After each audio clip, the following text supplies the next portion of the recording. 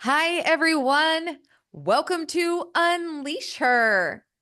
I'm Roberta, and I'm your host for the podcast today. And I'm so excited that you're here. Please make sure that you like and subscribe to this video so we can have more awesome guests like we have today.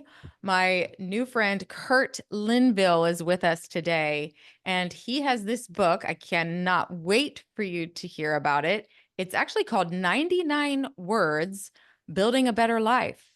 And so, with that, Curt, I want to say welcome and thank you for being on here today. Oh, thank you, Roberta. This will be fun. Yes, it will. Hey, why don't you tell us a little bit about yourself, where you're Oh, goodness. from? Well, here's the bullet points. My family and I live in the heart of the Rocky Mountains in Colorado, Mhm. and we live in a small little town. Um, it's a lovely community, and I feel like it's a blessing to be here. We did most of our child raising in the Front Range of Colorado, outside of Denver, and so we spent about 20 years there, and then came here. Um, but that's where we are. And I have always had a heart for what it means to live a better life. It's kind of a funny story, but I actually at the beginning of my career was doing a little data entry work, just a temporary job. And I remember this was 30 years ago. I mentioned to the lady I was working with that I wanted to write a book about how people could live a good life, and she laughed at me and said, "You're a little young for that, aren't you?" And so I guess, at the time I thought I knew everything, and every 23-year-old does. I'm still 23, by the way, so it's all good. But I finally got the book written, and you know what really, I guess, inspired me to write it was when my kids were going through college, and I devoted so much of my life into their lives as a father, and I found that to be such a fulfilling experience. But now they're grown. And I thought, okay, I need something else. What else can I do? And I started thinking about some of the acquaintances of theirs that I met. And I realized we really live in a bewildering time. I think bewildering is the word. Um, Younger adults are trying to build a life, which is a challenge. I think perhaps the post high school or post college start of life period is considered one of the most challenging times of the whole human experience. And the book isn't written just for that age. It's written for all ages, and it's not written for, guys versus gals or anything like that. It's for all people. But when I realized watching my own children, young adults, meeting their friends, that there's a real need there. And I thought, okay, it's time to write the book. And so I'm not going to claim to have all the answers. Nowhere close. What I do hope is to provide a toolkit where other people can use that to find some of their own answers and to build foundational belief systems that they can build a life on. And I think of it this way. I mean, if you're trying to cross a river with strong rapids and it's just a gravel bottom or slick rocks, and you're trying to get across and the currents are trying to knock you over, it's almost impossible to get across. You're going in the drink, right? But if you have a firm place to stand, then you can weather those currents and you can get across that river. So I really believe that it's imperative and essential and powerfully rewarding to build a belief system that gives us a place to stand. And I started by saying that we live in really bewildering times. I know that there are a lot of people that are like, wow, the old ways of doing things have largely been rejected, but the new ways aren't offering me much hope. So where am I? Right? And how do I make this life work? That's what this book is about. Yeah, I love that. We have a very similar story too. I wanted to write a book in my 20s. I had shared Did you know everything? It was going to be a children's book. And hey, I still may do this, okay? So yeah, it's always like part of our experience, but I really wanted to do that. And I had someone basically laugh in my face, I say, you know, and with my confidence back then, I never thought about it again until a few years ago after my daughter was in a bad accident. So Mm, sometimes it takes that type of thing to really wake us up. And I noticed that a lot of people, as empty nesters, we wake up, our kids are gone, and we're like, wait, is this it? Is that yeah, kind of what happened to you too? sure. Well, I saw it coming, Mm, but one of the main assertions in my book is that if you want to live a meaningful life, then you have to figure out your value system and find things that you can pour energy into that align with those values and to do it in a way that helps others.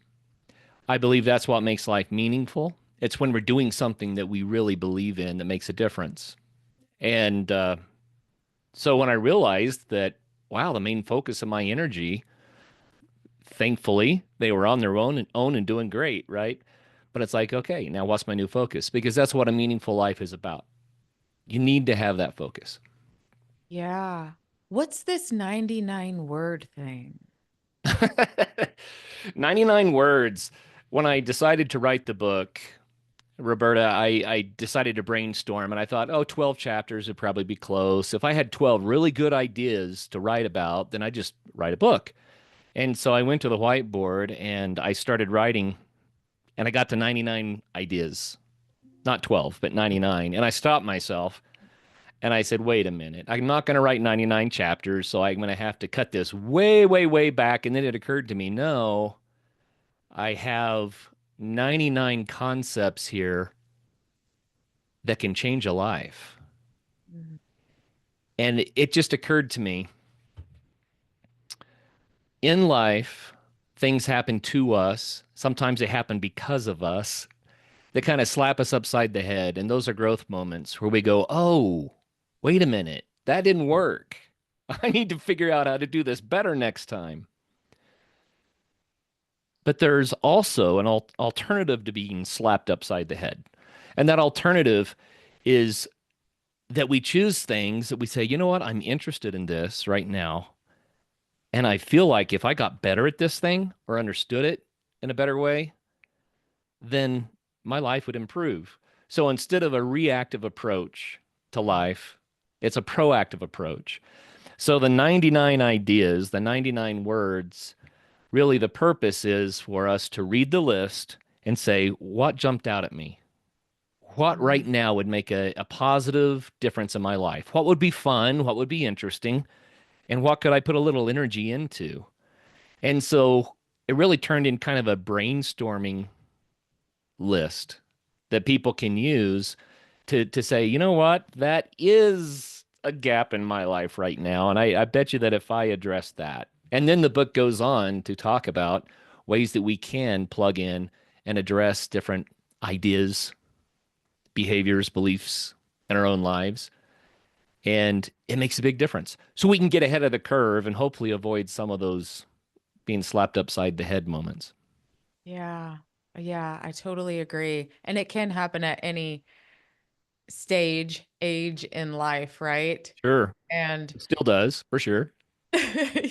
every day is a new learning experience for sure. So, through all of this, there's like belief. Why is belief so important?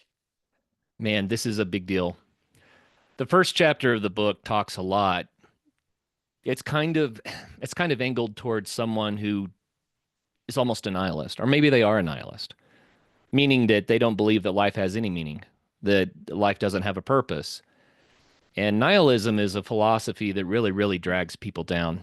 And it's all too common in our society. Matter of fact, I hate to bring up something so negative, but most of the school shootings and things like that that we've experienced in the last, couple of decades, they were the result of nihilism.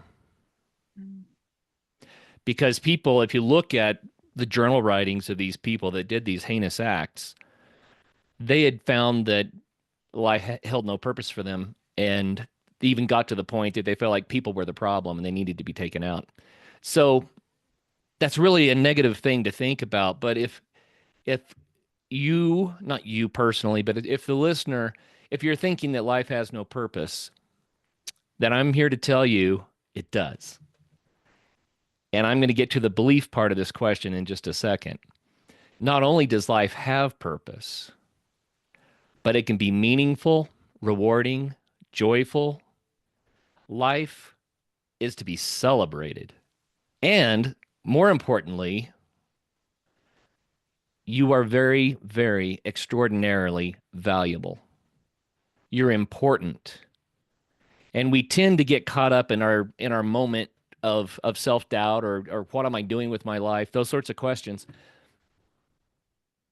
What we may not realize is that the contributions that we make in our lives, we're planting seeds. Or another way to think of it, if you throw a stone in a pond, right, and the ripples go out, we are throwing stones into the space-time continuum pond, and the ripples that go out go far, far beyond us and will impact people we'll never meet. Maybe your great-grandchildren, maybe a friend of a friend of a friend of a friend, but you're making impacts. The very fact that you are alive right now, breathing, eating, functioning, meeting people, and going through your daily existence means you're making an impact. It can be positive or it can be negative, and you get to choose. But the reason that you are so incredibly valuable is because you have something to offer. You may not see it in your own life, or you might, but what really matters is you're contributing to something meaningful that you think might help the whole human condition, right? Yeah. So it starts with a belief system. And knowing what we believe, I already mentioned the idea of trying to get across a river on slippery rocks. It just doesn't work. You need a place to stand. But what's funny is we make thousands and thousands of decisions, Roberta, every single day. And we don't notice most of the little ones because they've kind of become second nature based on our beliefs. So we choose, for instance, to steer the car to the left or steer the car to the right because we believe if we don't, we'll crash, right? We don't think all that through at the time. We just act on what we believe to be true. And it makes the decision for us. And the human mind works this way because it's too much effort to sort out all of the options to make that difficult decision for every little thing we do, like steering the car to the right or to the left, or how long to brush our teeth, or what to do with a spoon when we finish stirring our coffee. We act based on our beliefs. And so our beliefs determine our decisions. Our decisions determine our outcomes, and our outcomes determine our life experience. So belief systems have come under attack. Everyone has a belief system, first of all. We just have to acknowledge that. But they've come under attack with modern philosophy and social media and the bewildering times where everyone's yelling opposing things at the same time. Even in politics, there's such an extreme, left versus right, right versus left. It's too much. It's bewildering. So as individuals, we have to sort out what is a firm foundation that I can stand on that will point me in a good direction where my life will start having positive outcomes. And so that's why belief matters so much. Yeah. I love that. And I don't know where this saying came from, but I've heard this so many times. Whatever you believe to be true will be your truth. Mm, So I love that. And I say that a lot. yeah, And so go to ahead. develop that, I think so much we need to just stay quiet, be Mm, still, stay quiet and really think for yourself. yes, Develop your own beliefs. absolutely. Yeah, I'm with you 100%. And here's something that's not as popular, but I'm going to say it anyway because it's one of my beliefs. I actually believe that there's one truth. Mm. I believe that none of us have it. And one way you've probably heard of this. I mean, Dan Fogelberg has a cool song about the higher we climb, the more we see, the less we know. So the higher we climb, you may be familiar with that. But the idea of climbing different sides of a mountain, two different people have different views, different experiences, different ecosystems. They're both on this mountain of life and they see things completely differently. And it's not until they get to the summit that they see each other's view and really understand. So what I'm getting at is I believe in one truth. None of us have it, and we can all journey together as we learn together. But what you said is absolutely true. What you believe to be true is going to impact your life. Yeah. We all believe things that are not true. And part of growing is figuring out what those things are and saying, "Oh, well that was a mistake. Maybe what if this idea was actually more beneficial to myself and others, more love-based, more life-giving, more light sharing." I mean, the example of hedonism, for instance, the idea that if I can just have enough fun, life will be meaningful. Fun is important and fun is great, but thinking that life is only about fun leads you down a road of disappointment. So that's a belief system, right? And I don't want Yeah. to assert my beliefs on others, but there are examples. Another one is what we already talked about, like nihilism, believing that life has no meaning and that you don't have value. Well, that's not very beneficial, No. right? Life does have meaning and you are valuable. That's a belief system, I think, that takes us forward. And there's a whole chapter in my book on agreeing to disagree in love. It's so important that we honor each other and realize that we can learn from anyone. Everybody has something powerful to offer if we're just willing to listen, right? And so the the book really is not trying to tell people what to believe. It's offering a methodology, a toolkit, ways that we can learn more and grow in our own beliefs. I just think it's so critical. You talk a lot about love and how important, and Mm. it's just so refreshing to hear that. And so what what does that mean to you? Oh goodness. Well, speaking of bewildering, what we believe about love, you could ask 1,000 people, you will get 1,000 answers, nuanced answers Yeah. about what this is. But one thing that we need to realize is that love is not a Pollyanna simplistic idea. It's not a feeling. The feelings of love, I think, are the outcomes of what love really is, but the feelings themselves are not love. And we confuse matters so much more, especially in the Western society. Um, I might say, "Oh man, I love pie," and I do. I love pie.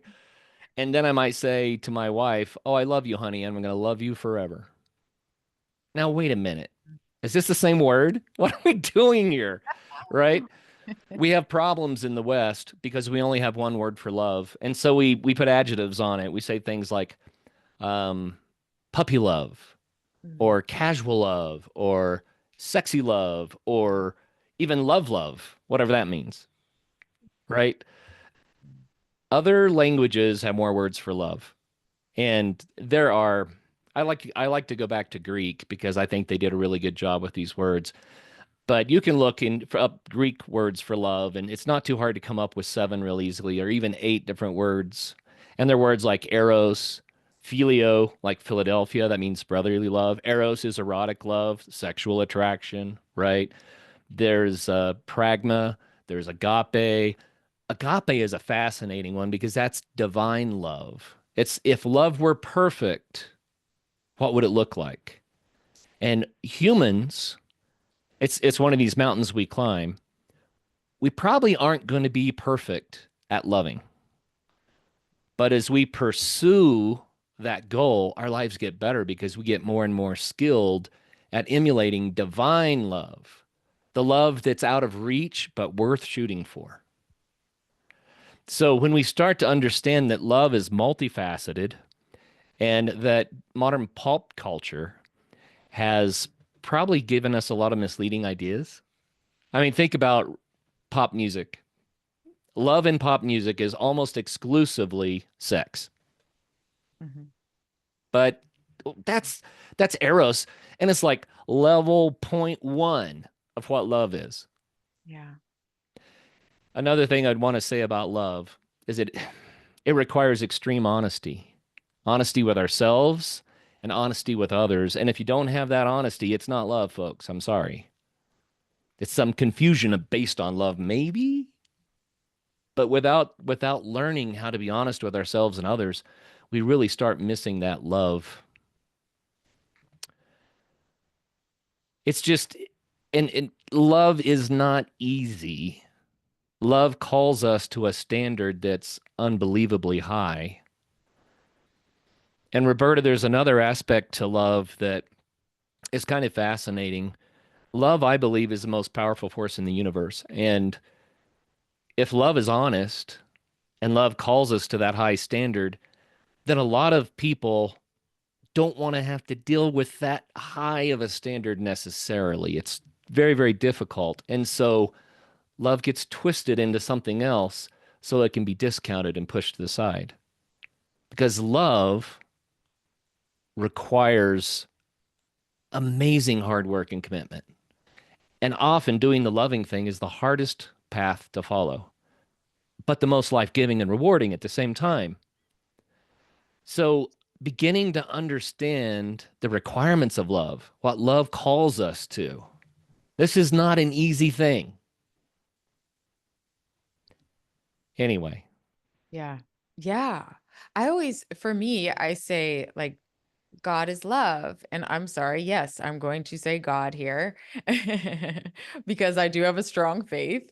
And it could be, spirit, universe, whatever word you want to use, but it's just this whole really, the songs, all we need is love and everything, just being authentic. I feel like that yeah, authenticity is also speaking your truth in a loving yes. way.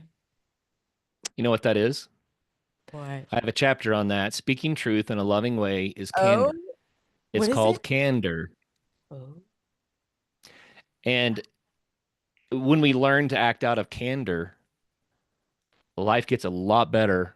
And the amount of respect that is earned by someone who's skilled at that, speaking the truth in love, oh my goodness, it's amazing. it is. This is something I'm really practicing and working on because I didn't want to offend people. So I Mm, wouldn't speak my truth. yeah, And it's like, wait a minute, guys, we can do this in a nice way. We don't have to be, so reactive sure. and hurtful to people. We're not that. And it's okay that we have opinions, but let's do it in a loving way. Absolutely. Well, it is strange too, especially because of politics these days. I don't know what happened. I did see the shift. Politics was not always like it is now with the left and the right battling it out and accusing each other and the propaganda and the lies. Let's just call it what it is. But that's the example that, the call them to 25-year-olds or the 30-year-olds. That's the only example that they've seen. Yeah. You know, the last moderate president was Bill Clinton. That Mm, was over 30 years ago. It's a strange thought. And I'm not saying that, I'm not going political here and saying who's good and who's bad. None of that. What mhm. matters is if we can come together Yeah. and explore solutions together instead of fighting over power, but instead we look for ways to make everything better together, we'll get somewhere. Yeah. That's been difficult for me watching the news. I had to completely stop. And Mm, I get enough on social media and I just try to bypass all of that and I won't allow myself to get drawn into any, politics and things like that. And it really just it hurts my heart to hear people what they say to each other. yeah. And so, It's yeah. it's a challenge in our modern time, and it's part of the bewildering that I was talking about. And I don't want this to be about politics. It's not. It's just an example of how people coming together and exploring ideas together is so difficult because our modern society is trying to train us to hate the other side. That doesn't work. It doesn't work. It doesn't help anybody. And I just, I mean, I don't want to sing Kumbaya and everyone hold hands. That's not the answer either. The answer is listening, Mm. considering, learning from each other. You Yeah. don't have to agree to love each other. So that's one of the highest callings of love. Yeah. It's actually loving someone with whom you disagree, Yeah. but it can be done. And the healing, oh my goodness, the healing and the life purpose that can be drawn from that sort of an experience is amazing. It is. Sometimes too, when we're searching for some things, you will be shown instances, right? To help to put you in a position where you are forced to learn to have lessons. Life Yeah, life is about lessons. And really for a long time, I was just living, but not really. I felt like loving. right. And so to open your heart, I think opens your world Oh, to it to does. a beautiful world. Yeah, it absolutely does. And it's something we have to learn how to do. It's not just a matter of changing our response necessarily or changing our opinion or changing how I feel about something. It's actually a skill. Yeah. It's a skill to learn how to interact with people from all backgrounds, from all life experiences, realize that they are valuable and that we can learn from each other, and to try to approach everyone as the gift that they really are. You got to Yeah. practice that. That's a life skill, and it gets better and better and better. And I'm far from perfect at it, Roberta. But it is a goal. It's another one of those high callings. It So, is. You know what? I've changed a lot. And I just say, look, if I can do this, anyone can.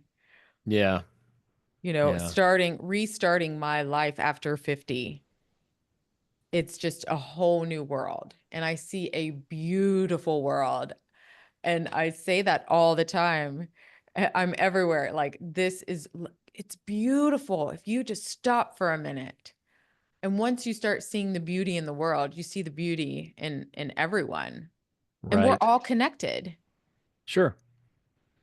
Yeah, it's very, very true. You mentioned authenticity earlier, and I know that that's a big part of what your podcast, your YouTube channel is about, is authenticity. What does that mean to you? Yeah. Authenticity. Yeah. Who really finding out who you really are? Mm, Man, for me, it took being quiet. So just yeah, being still, being quiet, and just listening to my own thoughts, like turning everything off and saying, authentic, who am I? And I know, you bring this up a lot too, don't you? So yeah. how Authenticity how matters. yes. Yeah. And there are some people that are so good and they know exactly what they want. And shoot, a lot of us are still trying to figure that out. But how would you explain authenticity? Oh goodness, there are different levels. Obviously, there's the whole "Who am I?" question, Mhm. and I don't think answering that question is a prerequisite for being authentic. Yeah. But having a better understanding of what you believe certainly helps. We've already talked about that, right? But being willing to say, I don't know. I could learn more about that. That's authentic. When we put on a facade and pretend to be something bigger or other than we feel on the inside, and I'm not talking about putting your best foot forward, that's good. I'm talking about living a fake life. Mhm. And a lot of people do it. It's very, very common. You see it all the Mhm. time. If you're one of these people that's living with a facade, it's probably not serving you. It's not authentic. And What? Roberta, one of the easiest, I mean, this is a simplification, but maybe we can think of it as a paradigm or something. But you go to a party and you see all the other people there, and you're like, maybe you don't know everyone, everyone there, and you're just wondering, well, who's doing what and who's who and who am I and what will they think of me? And you don't know where to put your hands, and you're like, this feels really threatening. And that's kind of an example of living an inauthentic life. And we've all been there. You can also, if you don't know where to put your hands, you can reach your hands out to another and learn about them. That's authentic. Yes. Take it off of you. Yeah, it's not about you. Matter of fact, I used to tell my kids this all the time. If you're worried about what people are thinking about you, you don't need to, because they're not thinking about you at all. They're thinking about themselves and what you might be thinking of them. So don't ever think that way. Just reach out to people and seek out who they are and what matters to them. And in so doing, you're giving them one of the biggest gifts ever because they're like, I'm going to be heard. Someone Yeah. cares. Yeah. Even the people that seem to have it all together are looking for that same affirmation that their life might have value. And so, one of the most authentic things we can do is just be open to giving other people space and reaching out. Yes. So when you are in those positions, go up to somebody and just start talking to them and asking about them. Sometimes I would get a little uncomfortable in a social situation. And sometimes I just talk Oh, I about do that. Yeah. myself. And I'm Hmm. like, oh, so that's one thing that I've been working on too. And so I'm like, no, no, no, take it off of you. Ask questions about them. Right. And so when we Yeah. do that and really get to know other people, that is, I think, a beautiful sign of love. Well, it's honest, isn't it? Yeah. We're asking them to share who they really are, and we're willing to share on some level who we really are instead of pretending, you know. I Narcissism is another one of these traps, right? And you think about the coolest guy or the coolest gal in the room. Usually they're not. They're faking it. Some people are so narcissistic they really do believe they are the coolest guy or gal in the room, and I'm sorry, you're not. It doesn't work that way. But this kind of self-centered narcissistic approach to life where we're trying to defend ourselves of all wrongs and claim all the good and the glory for ourselves and say I'm great and everyone needs to worship me. Um that's a lonely, lonely place. That doesn't Right. work. Well, and don't That you think, doesn't work. yeah, and that's just like their ego and they're putting on this facade of a fake person because they don't know who they are. Yeah. Yeah, it's inauthentic. We all have authenticity inside of us, but there's a chapter in the book called The Mirror. Roberta, it's one of the hardest things to do, and it's easier for some people than others. But we look in the mirror while we brush our teeth or put on makeup, or for me, when I'm shaving, whatever it is, I'm not talking about that. That's not it. I'm talking about look in the mirror, look yourself in the eyes, look deeply into your own soul, and speak truth. Oh my word. That is leaning into the abyss. It takes so much honesty and courage for most people to be able to look in the mirror and be completely honest, authentic with themselves. The crazy thing is, we all know where we're screwing up. If we were asked to list three things that's probably holding us back, it's not too hard to come up with three things, right? Unless you're a true narcissist. But you can come up with three things easy. Oh yeah, that's okay, yeah, that thing, and I mean that's authentic. But when we do that, we begin not only to see growth areas, but we can also have compassion for ourselves.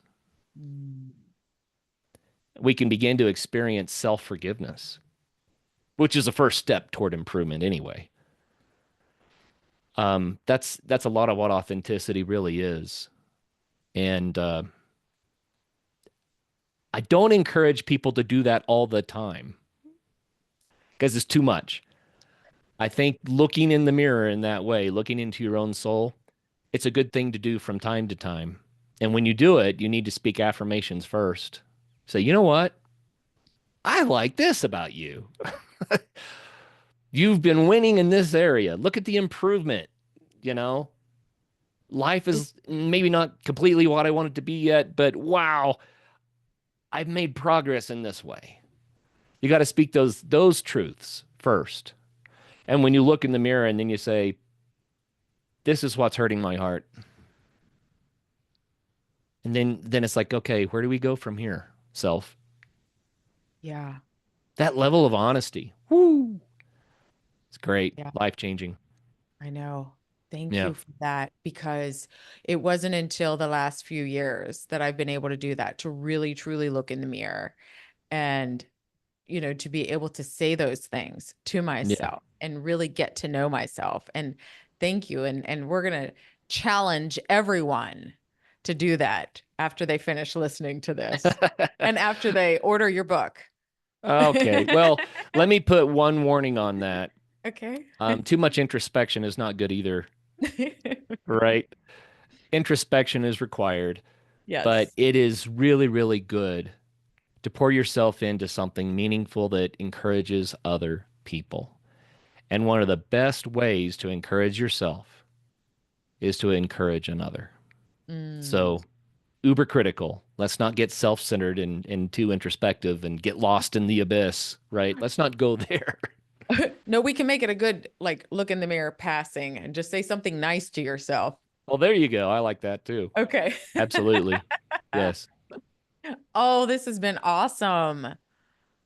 Thank you so much You bet, Roberta. for It's sharing always that. fun to talk about this stuff, and I know we could go on forever, because we could. this is like one of my favorite topics. So, Yeah.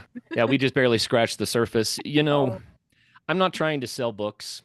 I wrote the book because I wanted it to be an encouragement, a toolbox for others. And when I finished writing the book, it took me about 2 years to get it all done. And when I finished writing the book, I went, oh no, if I don't promote this, no one's ever going to know I wrote it. It's not going to help anybody. mhm. So what this is really about is, and Yeah. it's an appeal to your listeners, to you. If you know anyone that could use some encouragement, maybe it's yourself, maybe it's someone else, but there's there's a resource, right? And that's what it's about. It's not about selling books. It's about knowing that this exists. 99 words, building a better life. And I hope that it can encourage some people out there. And where can everyone find that? Oh, Amazon. Mhm. It's, the obvious answer. You can also go to curtlinville.com. And I put my own name on it so people could remember how to find it. But you can actually find me there. I have a link to my email, and I actually look at them and respond. And I am reachable. So curtlinville.com. It can give you more information about what I'm up to and what this book is about and where to find it. So, Perfect. Thank you so much. oh, Thank you you are for so welcome, Roberta. sharing. Thank you. Thank Thank you you for your for time. Thank you for being here. Thank you for being patient. Guys, this guy is so patient. I'm just going to be honest, because this is raw and real. We almost didn't happen. I'm probably about ready to freeze here because I was having technical difficulties. So thank you, Curt, for being so patient and sharing with us your story today. I appreciate you. Oh, you are welcome. It is my pleasure. And thank you all for listening today, for being here. We appreciate you. Go check out Curt's book on Amazon. Um, and thank you again. And listen, until next time, I'll see you all later.